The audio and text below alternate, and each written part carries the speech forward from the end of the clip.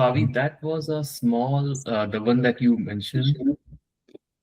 It's a small consolidation, right? Or Here? or yeah, or you're looking at the higher lows.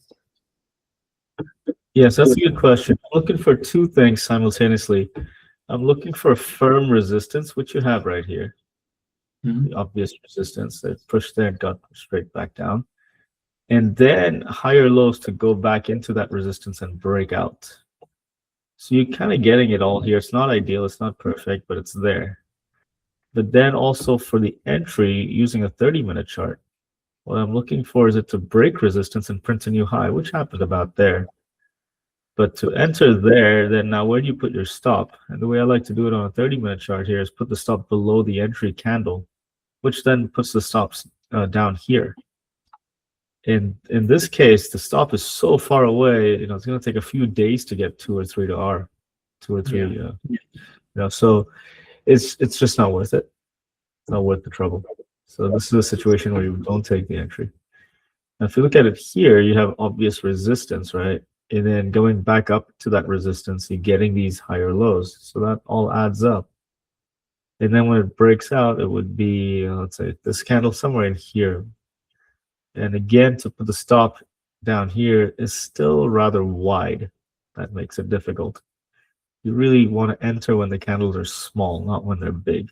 So again, here, it would be a bit of a struggle to find this entry as well as up here. So while it's been moving up and breaking resistance, it's not doing it it's not doing it using the patterns that I like to see. That's why I'm not touching it. I've hardly touched this thing. In the simulator, I tried 1 or 2 things, but that's about it. Got it. Mhm. Thanks. This one's interesting. Yeah, sure. This one is interesting where you get the hammer. But again, I'm looking at breakouts these days, not so much these hammers. But over here, you're getting this minor resistance, but it's not so minor. It's actually very obvious. It's all just in the same place.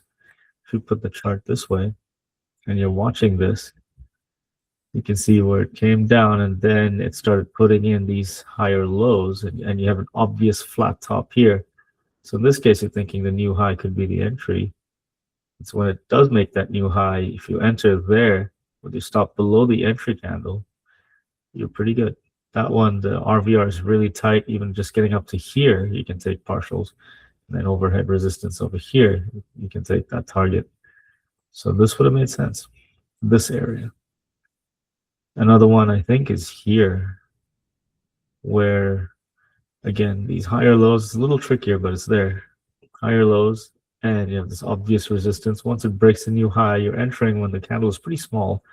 Point is, you're able to put in a tight stop. And once you're in that, then your target is up here and then up here. And you can see that's pretty much where it was. So this would have been a huge runner. So if we look at all this in the last, let's say, 1 week, you would have 2 really good setups. And that's all you need. You want to avoid, all these kind of garbage setups.